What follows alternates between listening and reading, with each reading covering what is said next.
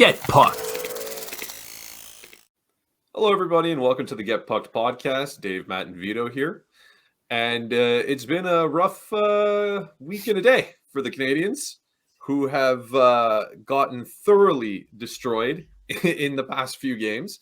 Yes, it's been 5 games in 8 days. Yes, that has to be taken into consideration, no doubt. That said, this isn't the first time in history where this has happened. And in reality, perhaps you don't go into a 5 games in 8 day stretch and think, oh, I expect the team to win 4 out of those 5 games. Maybe even you want them to kind of do 2 out of 3, 3 and 2 losses, what have you. But it's the play on the ice that's concerning. And so what really a lot of people are talking about right now is this honeymoon phase over with St. Louis, with Gorton, Hughes. There's been a couple of people in the media that posted stuff and asking the question. I think it's a fair enough question to ask. I don't agree with it, but I think it's a fair question. So I ask you my take on the question, boys. Is this really a coaching problem? Is this really, we're seeing now the inexperience of Martin St. Louis and how that's translating on the ice? Or is this more a sort of reality, and we're getting the results of, in fact, the roster that he's been forced to use and the depleted centers? We have a team with 3 goalies, but only 3 centers somehow. They have a guy playing less than 2 minutes in Michael Pezzetta last game, played less than 2 minutes for the entirety of the game. Just saying. So what are we looking at here? Where does sort of, I guess we'll say, the fault lie in what the team has been putting out there for the past couple of games? What fault? It's 2 years into a rebuild. We just celebrated Kent Hughes' 2nd anniversary with the Montreal Canadiens, and we're talking about the honeymoon is over. The honeymoon is not over. It's not even. We're still in a full rebuild. We can't have a contingent of the Habs fans saying we need to go to a full rebuild because we've been a middle of the pack team for forever, and then 2 years later be like, the rebuild's over. We want a Stanley Cup today. It takes time to rebuild a proper team. It takes time to get the assets. I think put that to the side for a second, because I think this mostly comes from the fact that this team, with the pretty much the same roster, beat Colorado. I don't care. Got a point off of Edmonton. Beat. I don't care. New York. San Jose beat New York yesterday. But you see the elevation of the game that they were able to play, and then you look at those efforts and you compare it to what they put forth on the ice the past couple games. Where was it? What happened? What's been going on? You think every team plays at 100 miles an hour all the time? No, they don't. They lay stinkers. The season is very long. There's 82 games in the season. And you're gonna get stretches like this where they're gonna play stinkers, and the Montreal Canadiens are playing stinkers. And at the same time, what did we say at the beginning of the season? Our expectation is that the team will be a bottom 10 team. If it would be progress if they finish somewhere between 7, 8, 9, and 10. If they happen to finish being a bottom 5 team again, so be it. We're in a rebuild. They stockpiled picks for the next 2 years because they believe that there's still another 2 years at least of rebuilding to do on this roster. So the honeymoon is not over. We're right in it still. We're still with the same administration, with the same plan, with the same attempt to build a team, not for just today, but for years to come. So this whole, is the honeymoon over? Great question. I get it, but it's stupid to even think that the rebuild is even remotely close to being over. Can you argue that we're maybe ahead of schedule? Maybe. To some degree, maybe, but even at that, you're pairing rebuild with the honeymoon phase of the coach and the administration. You're putting 2 of them together. Since we're still in rebuild, you're very much still in love. This is still very much honeymoon for you. Everything is still cool. Have any of them done anything that you can look at really and say, okay, they've identified things and said we're out of the rebuild? They haven't done anything yet to say that we're out of the rebuild. It's still the same plan. They're still conveying the same message out there. They're still saying the same things. Okay. Well, how long for you is a rebuild? 5 years. So you have a 5-year honeymoon period. Basically. I don't think so, man. You're not married, are you? I don't think that's what honeymoon means, man. A honeymoon means you get guys, new guys that come in, and they have carte blanche, right? You have no judgment on them. You're so happy that there's new blood in there and they can do no wrong no matter what they do. Even if they do make a mistake, it doesn't matter. You're willing to do that for 5 years, the entire length of the rebuild? I'm definitely willing to do it this year when the Habs started the season But losing Ash, their number 2 center. you said for the rebuild. Yeah, 5 years. When they announced a rebuild, okay, for me in my head, it was okay. This is gonna be 5 years, at least 5 years. But there's no argument about a rebuild being 5 years. I'm arguing that a honeymoon period shouldn't last for 5 years. Just because they're rebuilding. Why not? Why not? Why not? You have a honeymoon period. A honeymoon period means that your guys could do no wrong. Okay, after you want to know? Years, you could start seeing some cracks in the foundation, and it's okay to criticize. It doesn't mean you hate Martin St. Louis if you criticize his coaching style. It doesn't mean you hate Ken Hughes if you look at a game again, and you criticize the players he put on the ice for that game and who he's got. But at the end of the day, I think it's foolish to say that. I think the problem is I think that whoever said that the honeymoon is over is probably right. But people took it for how you're taking it, in the sense that, the rebuild's over. They should be winning every single game. And it's okay to still be in a losing period, but the honeymoon be over, in the sense that you could criticize, and with real criticism, the decisions these guys make. Even if you're supposed to lose every single game, you could still make mistakes for the long-term health of the club. And that's my argument in the sense of the honeymoon period. I think the honeymoon period is over. It's just not over in the sense that everyone's taking it that hey, the expectations are here now. The expectation can still be low, but I think it's fair now to start criticizing Marty St. Louis for games they should win, or for bad performances, or for bad play on the ice, or for the system that they're playing, or for the preparation against this team, for the fact that they're carrying 3. I think it's fair for his use of certain players, the ice time given, how the goalie carousel has been managed. I think it's fair to criticize those and not be like, it's fine, it's a rebuild, who cares? And that's what a honeymoon period is. Yeah, I got to agree with you. And in that context and definition, I agree. I think the honeymoon phase is over. I think also, to Vito's point, if I were to go in the way that he's kind of more looking at interpreting it, there is still a little bit of grace period. There is still a little bit of room. The expectations are low. You got to remember that. And when they do win those good games against better teams, and it gives you that kind of false hope that, maybe they are better than they are, and then they drop what they did to Ottawa twice in the span of 8 days, that kind of grounds you again. But in reality, you have a team here. For me, it's not about the wins. If anything, I guess perfect situation, perfect world is this team isn't ready to make a really deep push in the playoffs. Then unfortunately, the way the NHL is set up, they need to lose as much as possible to get the best opportunity, the best odds to acquire a high draft pick. And so you want them to lose, but you want the product on the ice to be at least entertaining. And when they get smacked around in Boston, when Boston parades out this ridiculous 1980 whatever team, we broke the Montreal curse. And I'll be honest, I didn't even know that was a thing. I admit it. I don't even know that was a thing. I didn't even know that Boston had this big thing, Montreal curse. So they're showing this in your face. The guys are there. They're forced to watch it. And they come out and lose 9-4. And then you got Ottawa, who beats the crap out of Ottawa, who cares so much about every single thing the Habs do. And the Habs fans are like, you're Ottawa, who cares? And yet they get the go around now and point and laugh a bit and say, look what we did to you. We had our owner sit in the front row, get a first-class look at the team beat the crap out of it. It's just not a pleasant feeling as a fan. It doesn't change the fact I buy into the solution. I buy into what they're putting out there, and it's a 3-more-year plan, according to, Vito's description of what the 5-year rebuild would be. So the expectations should be low. But I still look at it and I say, yes, you don't have Kirby Dach, yes, you don't have New Hook, and whatever, you're playing with 3 centers, and you got this 3 goalie carousel thing happening, so no one can get consistency going because you got to play them all. And then you got a Michael Pezzetta, who I love Pezzetta, I do, but in reality, you got to he's taking the place of Ylonen. Why wouldn't you play Ylonen? You needed Jack Guy up and Pezzetta against this Ottawa team. And then if you keep him in, how do you only play him for 2 minutes? That's the part that bothers me. And that's why when I think about it, I lean more towards Dave's interpretation of the honeymoon, because these are critical questions and they need to be answered. And you can't just get carte blanche. Oh, it's okay, sweetie. It's okay. I still love you. Everything's still great. No problem. You do no wrong.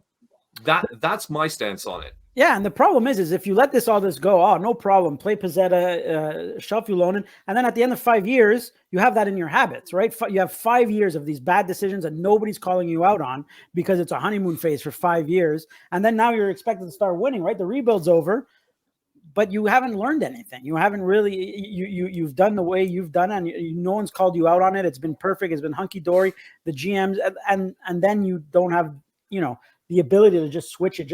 They're not going to switch, right? What you're seeing now for the next 5 years is what they're going to be when they're competitive, right? You're starting to see the trends of how everyone's playing, how the system is set. It's not just going to be like, oh, everything's crap, and then at the 5 year mark, we're going to turn a switch and everyone's going to be playing differently and doing things differently and making different moves and making different playing with different systems and making different roster decisions. It's going to be you're seeing the trends as it's going. So to me is why the honeymoon phase, it's over for me. It's over. I'm already, it's okay to question whether Marty St. Louis has the experience necessary to bring to bring a competitive team in the NHL. I get that he's getting his experience as he goes, but eventually he's going to have to put up wins and going to have to put up systems. And he's going to have to say like, oh man, they won this game because of good coaching. And that can't just start in year 5. It has to start sooner than that.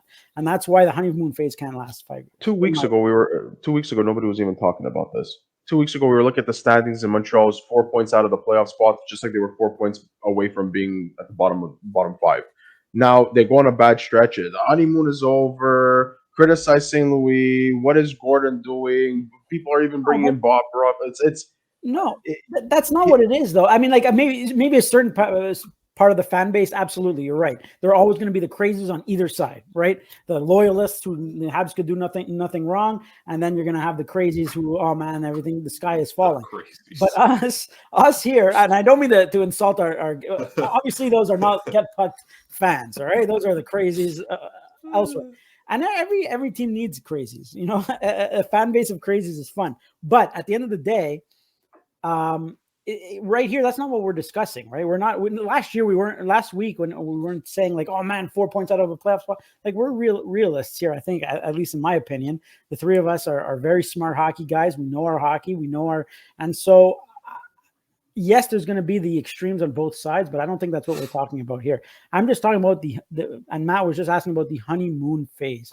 And to me, it's just like, you can't have a 5-year honeymoon phase, Vito. That is crazy.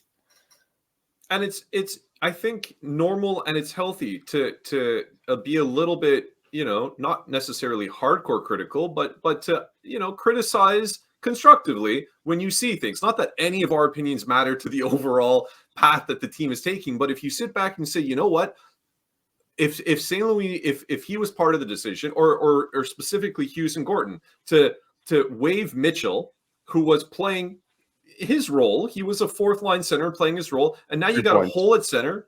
What? 3 points in 23 games. But he's not there to produce. He's there to shut down. He's there to be a legitimate centerman. And now have a hole there. Not saying it's the, oh my God, it's not like a hole in your top line, but you have a hole there. And why did you do it?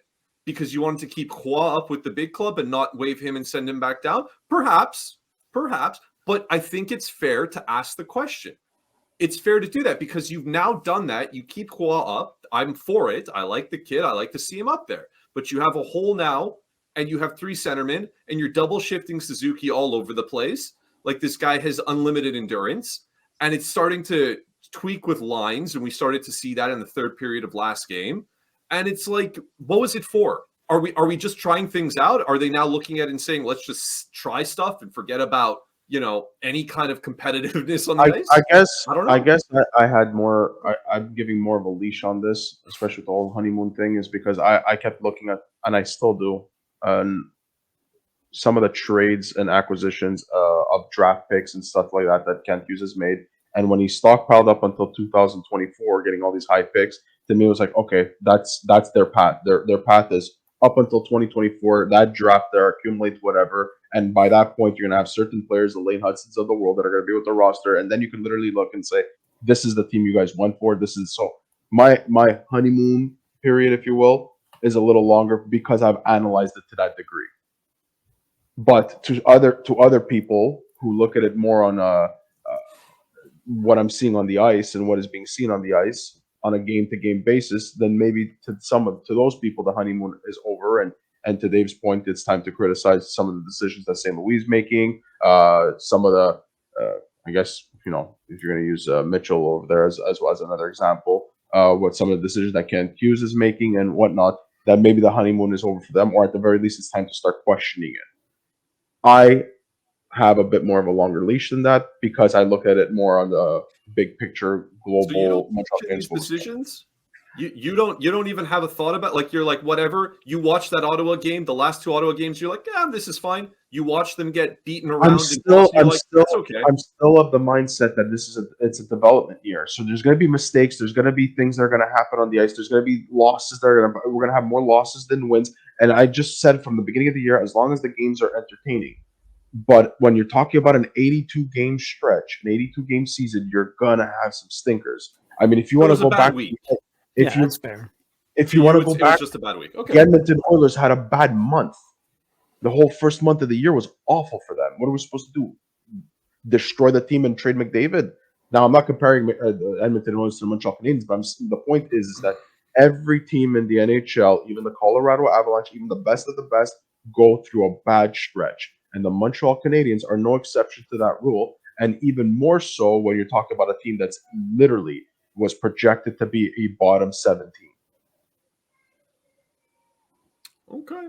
I mean, I'm hearing what you're saying, and I'm buying into it. I feel there's a part of me that believes that too, and that any team can go through a bad week, a bad month, and then turn around and go on a 14-game heater, right? Like, I guess these things can happen, I guess. What irks me as a fan who watches the team, who believes in the rebuild, who is prepared to wait and to see the results of consistent success and getting to playoffs and making runs. I'm prepared for the next 2 years, 3 years if need be.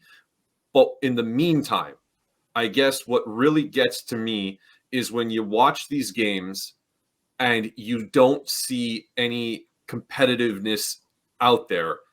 It's like they're going, sometimes it looks like they're going through the motions, and you don't see the grit. And that Boston game in particular stands out to me. And I'm not expecting it to be like it was 10 years ago, where like after a 2-goal lead in the second period, fists would have gone everywhere for the rest of the game. I'm not expecting that necessarily. And I know the sheriff wasn't in town then. I know. But it just seemed like there was no hate. There was no anger. There's no rage. Ottawa's supposed to be this rival of you now, and there's not much going on. You got Pezzetta with that one fight in the beginning of the game, the first Ottawa game. Hoorah, and then no response. I don't want to make excuses for the team, but there are certain things they're just facts, right? And one of those facts is that Montreal, I believe, has the 3rd or 4th toughest schedule from here on out, or actually as of last week. Going on, so it's going to be tough matchups. They're going to probably pile up more losses. The All-Star break is coming around, and typically teams start to kind of trail off wanting that All-Star break, whether you're there or not. Again, I'm not making excuses, but these are some realities that are there for some of the players. And at the end of the day, I know Dave might say these are professionals; they got to show up. That they're coming to work, they're coming to do their thing. 100%, you're right, but it's still the human aspect that they're probably going through a tough period, and that's it. But at the same time, look at the personnel that's on the ice, and look at the message that was conveyed. Look at they're not quitting per se. They're just going through a bad stretch, and I expected multiple bad stretches throughout this year. The fact that they only got one real bad one now, and we're really talking about it, and now these questions are being brought up at what is it, January 24th. Is actually a good thing that it took this long. I'm a little bit surprised with you. I'm gonna be honest. I didn't take you to be an apologist like this for the team and like, oh, they're going through a hard time. Like, no, like the other teams aren't all coming up to the same break. Like, not everybody played the same number of games. I get what you're saying, but at the same time too, I kind of look at it and say, you got guys on the ice right now that don't deserve to even be there. They should be AHLers. Why wouldn't they want to seize the opportunity, make a name for themselves, stand out more, leave it all out there, play as hard as they can every game? Sometimes their skill level is what it is. That's one. I don't care about their skill. I care about their compete. It doesn't look like they're out there and actually competing. Where's the drive? Where's the passion? I don't care you lose 9-4, but at least show me some fight back. Show me some oomph. Give me something. Ottawa just spanked you. Then you get the chance to play them again. And okay, it was on the back-to-back the first time. There's your excuse. This time, what's your excuse? They score a shorty and then score again in 14 seconds later. Now you're down 2-0 right off the bat in the beginning of the game. Where's the drive, the fight back? That's the part that pisses me off right now. That's the kind of thing where I'm looking at it and I'm like, listen, man, I hope it's a bad week. I hope you're right. I hope this was just a bad week. Whatever it was, all the travel caught up to them or whatever. I mean, I don't know. But I do know that it's a slippery slope when you start to be a guy who constantly makes excuses and apologies for the team. They're supposed to go out. They're paid to go out. They're paid to play hard. In addition to that, I know the team is depleted with talent and skill up front, but you got guys in there and you should be giving guys looks. And forgive me, but Pezzetta does not deserve a spot right now if you're sitting Ylonen. This is supposed to be a skill guy. Get him out there. Pair him on a line with Waugh, with these young guys. Pair him with a center like Monahan. Let's see something happen. If that's what it's going to be, let's see it. What are we doing here? Like, that's the part that kind of irks me, and I feel like that's representative in a lot of the fan base as they go out in their social medias and they make their voices heard, that it's like, lose. Go ahead and lose. But do it with some style. Do it with some dignity. Fight. Go down swinging. And so I hope you're right, dude. I hope you're right. I hope ultimately the break gives everybody a little time off. They come back reinvigorated, and we get a better product on the ice. This is the hope. And, of course, coming closer to the trade deadline, please, let's make some fireworks happen. Get rid of one of these goalies. Figure something out. Make some movements happen. The Monahan trade, if that's what's happening, make that happen. Something's got to happen, man. Something's got to give. So I don't know if you guys got anything else you want to talk about that in particular. I know I told you before anybody heard, before we started recording, this was going to be a little bit more of a pessimistic, sort of podcast in the initial question. But it doesn't have yeah, sorry. I mean, it doesn't have to be pessimistic in the sense, because I get what Vito's saying. All right, I just disagree with him in the sense that I think that he's he's mistaking leeway with honeymoon phase. And your original question was the honeymoon phase, and I think we're out of the honeymoon phase, but they still have a long leash. They still have a lot of leeway to make mistakes and to do it. But to Matt's point, you want to see 2 years is not nothing. You know what I mean? Like, it's not just, it's year 2 out of 5. You need progress. You need progress, and that's what you kind of need right now. And on some nights, it's hard to see. That's all. It doesn't have to be negative, though. Vito's right. It's a bad week. It's a blip in the radar. In 3 weeks, we won't even remember it this week. I hope so. I hope he's right. I hope he's right.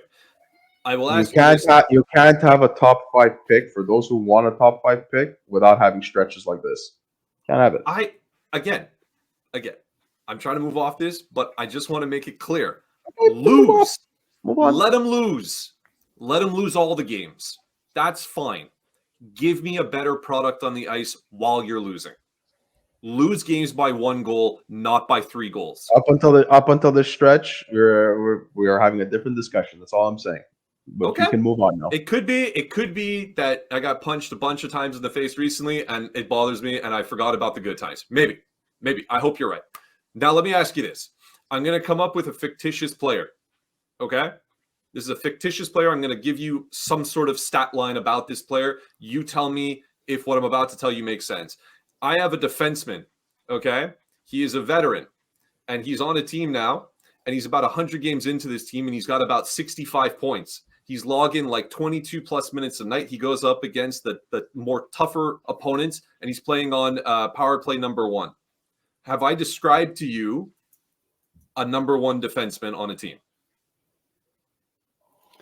100 games with the team, 65 points, power play number 1, hardest matchups, and on the I mentioned he's on the power play, and he's logging like 23 minutes a game, something like that, more sometimes.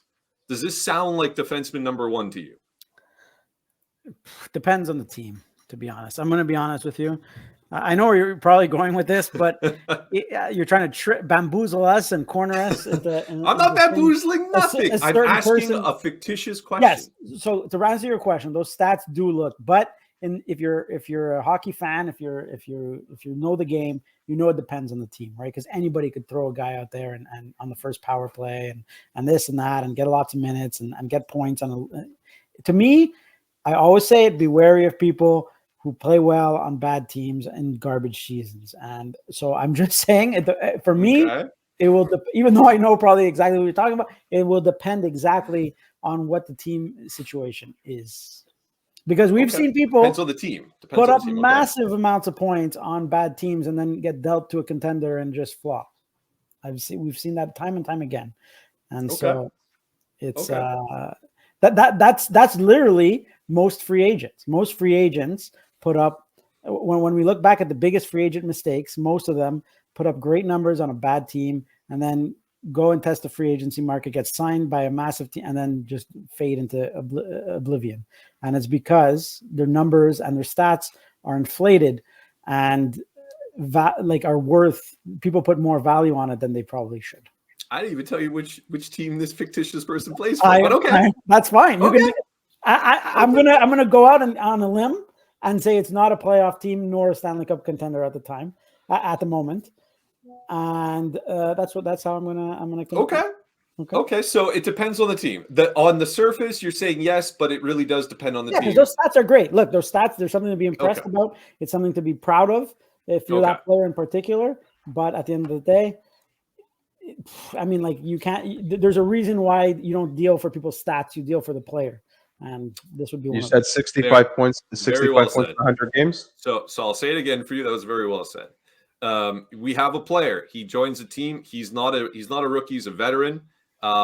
He has 100 games in with his new team. He has 100 games in, and he has 65 points with that team. He plays top minutes against the hardest matchups. Okay, so that would be on an 82 game schedule. It would be roughly around a 53 point pace, 50 plus point pace, right? Yeah, definitely. Okay, yeah. So with that pace, I'll name you two defensemen who have hit similar points to that, and played similar minutes, have been in similar situations. Tyson Barrie, is he number one to you? Is he number one to you? It's my question. No. Okay. Jeff Petrie. Yeah. He's done it. Was he number example. He was. I'm not saying somebody who was forced into a number one. Is he a number one? Probably not on a good team. So to Dave's point, it's a situational thing. 53 points is not something to scoff at on a defenseman who's posting that. But it depends who the defenseman is. It depends their overall game and the team they're playing on. So I wouldn't sit here look at you saying, "Hey, I don't want a 53-point defenseman on my team." I do want a 53-point defenseman on my team, but you have to look at the player and look at what team they're on and who this hypothetical player might be, and are they forced into a number one role, or are they actually a Werenski type where they post up 50 to 60 points a year, barring injury, of course, and you look and say this guy plays an all-around game and gives me checks almost every single box as a defenseman to be a number one. Okay. So I can't just look at it from the numbers perspective, but if you gave me a 53-point defenseman who's responsible enough, then yes, give me that all day, every day. I don't want to rain on your parade a little bit more, but I just because I like the exercise, I went and picked a random year, 2011 to 2012. I put points per defenseman. And so in about 100 games, these are guys who have put up 60 points and more, okay? In this time frame. Jack Johnson, who do I have here? Let me see. Christian Ehrhoff, Matt Carl, Michael Del Zotto. Like, are those guys ever number one defensemen? No. Christian Ehrhoff was close, but still. You could probably and I don't know exactly, like, I can't remember offhand what his season looked like, but like, these guys are not the list that I have here. Cody Franzen is on this list. He put up 60 points in 101 games. You know what I mean? He was one of those guys that was a disappointment, right? The hype was all there. Before the anxiety gets the listeners too much, was this just a fictitious person or is this a real life scenario? I will now open the door and invite in Mystery Player X, who is none other than Mike Matheson, as we all know and love and expected. So you got Matheson. That was his stat line. That is his current stat line. In 94 95 or 96 games, he has 65 points. So I agree 100% with you guys, right? So it really does depend. I know people have been shoving this stat line a little bit all over the place, and I thought it was really interesting to talk about because, yeah, if you just look at the numbers, these are very good numbers. They are good numbers. I mean, maybe not number one numbers. And again, it's very unfair to compare to like crazy defensemen like Makar and the Foxes and these types of guys. Let's not go into that echelon and the Quinn Hugheses of the world or Carlson for that matter. Because you're not saying elite. Season. You're not saying I'm not saying elite. I'm saying a solid one. Yeah. And now we can say a top pairing. Let's just call it top pairing. Is Mike Matheson a top pairing defenseman on a good team? Good team. I would say no.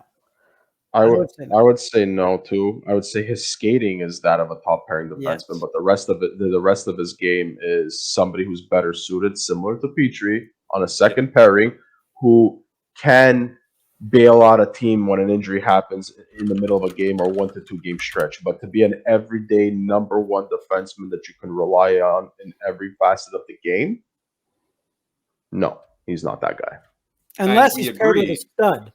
You know what I mean? Like, unless he's paired it can elevate his game. And we agree, of course, that Mike Matheson at 29 years old, this is the Mike Matheson that he is. There is no more. He's not going to hit another. Well, perhaps, but we believe he's not going to hit another gear. I think his career trajectory is very similar to what we saw with Petrie. I feel like even when they acquired Matheson for Petrie, it's like they just basically swapped the same player more or less. Given got a 5-year younger, like a 5-year. Like they got a younger version of that. I mean, if you really want to really analyze and dive deep into this, you could even say Matheson from his lateral movements a bit of a better skater than Petrie, but that's not to say Petrie was an excellent skater. Like if you want to break it down to that analytical standpoint, then fine. But Montreal basically acquired a younger, cheaper Petrie when the trade was made, and just happened to also be a local boy. Okay. So we're all in agreement then. So again, because that's sort of the question that's posed a little bit here and there when Mike Matheson does some silly thing on the power play and he completely ignores Slafkovsky and everybody's losing their mind. It prompts the discussion about, is this guy really deserving to be on the top power play? Is he really a top line defenseman? Blah, blah, blah. I think these are the same questions like we were asking with Jeff Petrie. The difference is Jeff Petrie used to ignore Caulfield. and now it's true. That's very true. That is very, very true. So, that's why just to point out, the exercise is important to name the player. Like it's fun to look at the stats and stuff like that, but there's tons of intangibles that you could look at when you're physically watching a game, and that will separate a very, very good player that from the top tier to the next tier. That's more than just points, on a team on a bad team in a garbage season. I would have to agree. I would have to absolutely agree. And then I'll counter with this. Just one last thought, just out of curiosity. You don't even have to name players if you don't want to, if you don't have it readily available. Do the Montreal Canadiens have in their pipeline a potential number one defenseman? I think they got 3 of them. 3 potential number ones, having just what we discussed about what it takes to be a number one. Okay. The key word is potential. Potential.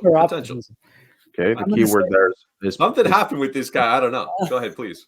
Well, I want to hear your arguments if you don't believe this, but we just drafted one at number 5.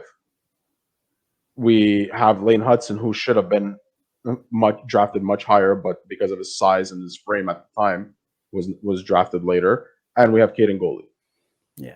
Out of those, I would say like Goalie and Reinbacher are probably the most likely ones. Hudson, just because of his size, like it has to translate to the NHL. Until I see it, I'm not going to believe it. You know what I mean? And we've seen it happen in the past, but it's as a long-term number one defenseman, I'm not comfortable saying Lane Hudson would be up there. I would say Caden Goalie would probably be the best shot out of all of them. But yeah, definitely, I think there is in the pipeline a potential number one defenseman for sure. Is there in the pipeline a potential top line forward? Top line, not top 6. Top line forward. Slafkovsky. But is he in the pipeline? He's on the pipeline. He's a roster player. He's legitimately there. Let's not say Slav. Although I understand and I agree with you, he's 19 and there's still a lot to go. And Yeah, and you know, if we say yeah, Gouli for is sure. in the pipeline, But I mean that's not there now, not playing in the Yeah, show. we threw Gouli into the equation for a defenseman, so you're telling me we can't throw in Slavkovsky? well, I mean, because Gouli is like a top defenseman, you need to kind of grow into it, right? I think so. I think it's unfair to say like Gouli is not a first, but I mean Slavkovsky, he's playing on the first line now. Yeah, I mean, I you know what? The way he just said it, I gotta go back and say I agree. Okay, so Slap's the only one that has potential top line. When you draft first overall, you would say, yeah. Yeah, I would agree. I don't think there's anybody else really at the moment. That's first line. I mean, you could come up with a few guys who have potential, have the potential to be a top six, be a second line guy. We have a few players. I mean top line, and even I should have said it. Even Slavkovsky, I wouldn't even. Oh, I would. Okay, I would. We'll see. Are you a better team? Are you a better team if he's on your second line? That means you have somebody on your first line that's just that much better. Yeah, and has that which is what you hope to get, because right now you're like locking in. Basically, if you say Slavkovsky's on that line, you're locking in Slavkovsky, Caulfield, and Suzuki as your top line going forward. Even 3 years down the line, that's still your number one line. I have problems with that.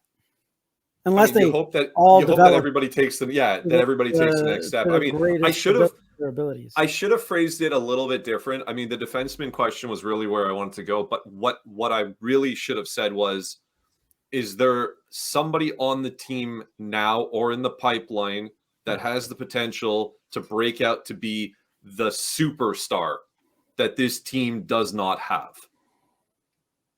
Yeah, only on defense. I would say there's, if like we're talking about a chance, right? Yeah, chance. Just a chance. It would be on defense for the Montreal Canadiens. That's their strength right now. Of all the positions in their pipeline, their strength is on defense, 100%. All right. I will even go as far to say that they might have one of the best, if not the best, defensive prospect pool in the NHL. On defense or in total? Yes, on defense. Oh, okay. Yeah, that's probably. It's got to be up there. I'll say that much. I don't know every team's I can think of a couple that have some pretty certainly solid, the most talked about. That's for sure. Yeah, well, definitely in our bubble, that's for sure. I mean, it's the position of strength and whatever. But I mean, okay, and it's going to be something I'm going to table for the next episode to talk about, because there is that conversation that people are asking, that do Stanley Cup contending teams have to have a superstar up front? Superstar up front. We're talking above point a game. We're talking superstar. Do they have to have one? Wow. So I'm gonna pose that question now for everybody who made it to the end. And again, we appreciate you. And of course, as I always forget and I save to the end, please, if you haven't, like and subscribe. Thank you so much. But the question is that. Answer it for us now, and we're going to talk about it next time. Do you believe an NHL Stanley Cup contending team must have a superstar forward? Interesting. And we will find out next episode what the three of us think about it. And so, thank you very much for staying to the end and listening to this fantastic, pessimistic, and occasionally optimistic views about what's been going on with the team. Take a look on social media, obviously, as always, to see when the next episodes are coming out. And the engagement we've been having with you guys in the last 2 episodes has been fantastic. We'd love to keep that going. We love all the banter and the back and forth and the opinions that everybody seems to have. Some falling in line with us and some completely thinking that we're crazy. And that's okay. That's why they're opinions. It's all fun. We're all here talking about a team that we all love. So, on that note, for Vito and Dave, I'm Matt. And this was Get Pucked.